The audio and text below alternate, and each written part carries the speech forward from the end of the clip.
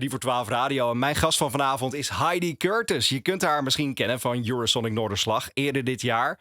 Ja, ik zelf heb de show van Heidi gezien 2 weken geleden op The Great Escape in Engeland, in Brighton. Fucking goede show. Ze maakt catchy rock met een poppy randje.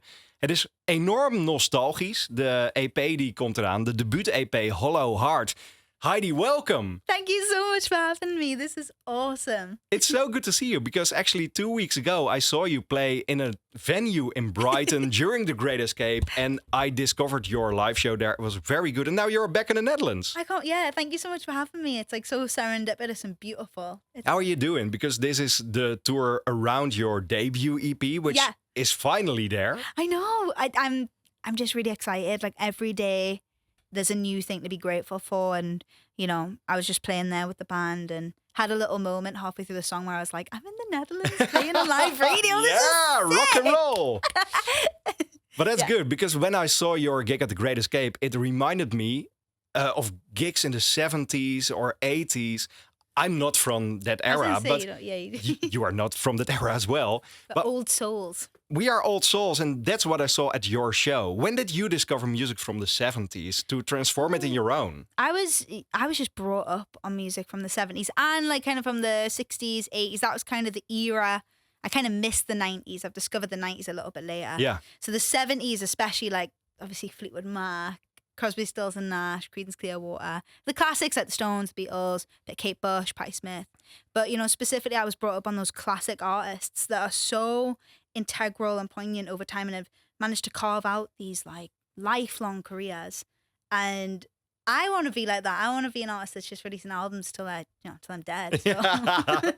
But is it still doable nowadays? Because music careers are so quickly done sometimes. Yeah, I think that a lot of the time, especially in the current wave of artists, there's this intensity to constantly be delivering something that is actually just going way too fast. Yeah. And it leaves no space for creativity. I do believe that if you are like seriously authentic and sticking to what you believe in and what you genuinely feel in your songs, I do think that people will find you. I think you've just got to stand still.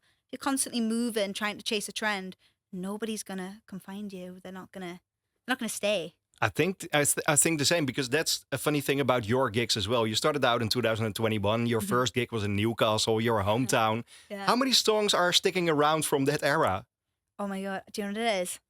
I don't even think any. I made it Really? this whole thing to every gig I did when I was about like 16. I was like, I want a new set list.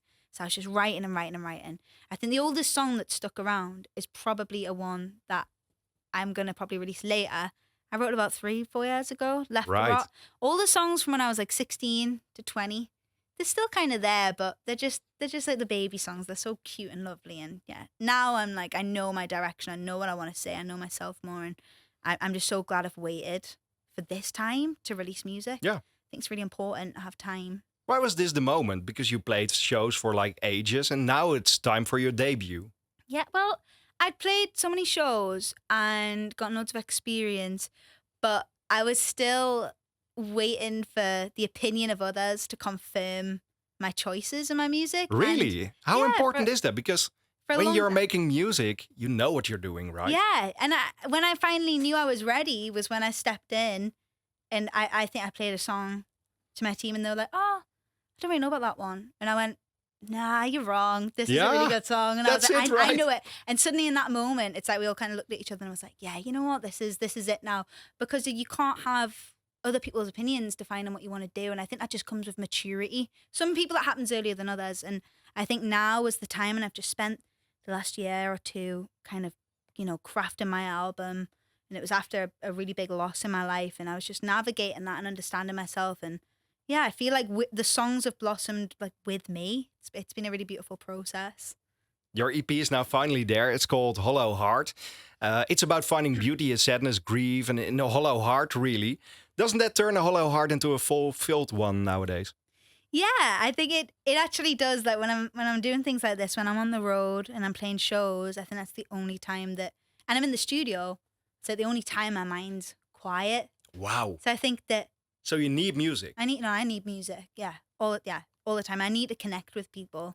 That's the one thing. And when I wrote this EP, a lot of people kind of go, "Oh, it's about grief," because the songs they're rocking, aren't they? They're really cool. Yeah. And they've got so much energy, and I think it's because I wanted to make my grief. I wanted to make grief a dance. It doesn't always have to be. It is sad, but sad doesn't have to be slow. Exactly. It can be intense. It can be frustrated. It can be something you can scream to and run to and connect with people. It's like a big cloud of rain with a rainbow beside it. Exactly. Yeah. And whenever there's like proper rain outside, you want, like, I was on the ferry last night and there was a storm, and you want to run outside. You don't want to, like, I don't know. I'm not one of them people who wants to like stay wrapped up. I want to like run in the rain and make a moment of it. Yeah.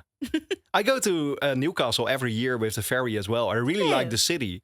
And I think it transformed over the years music-wise, because what Sam did was, I think, important for Newcastle as well, right? It was huge, because really, like, Sam has made such a huge impact in guitar music. Kind of brought it back and actually made it cool. That's it.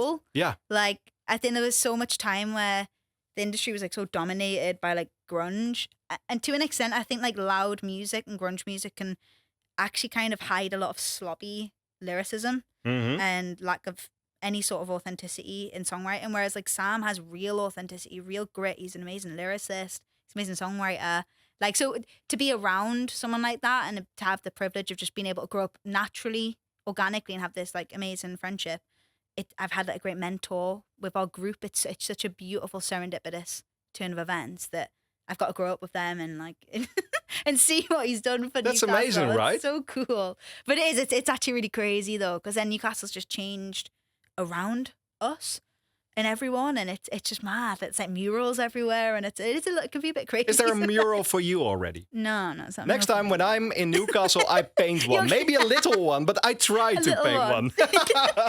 This weekend you're playing in the Netherlands, and I can wait to see you back more often in the Netherlands, because we need music like you. But we always play a tune that inspired our favorite artist. So you talked about the music of the 70s. Is there any song you would like to play now on the radio before we go back to your live session? Oh, any? Oh my god! Yeah. I don't know if I sent them in. Do you know what it is? Yeah, it's not. Do you know what it is? Can I play "Sisters of the Moon" by Fleetwood Mac? Let's fucking do it. I didn't know you could swear on radio. Fuck yeah. Fuck yeah.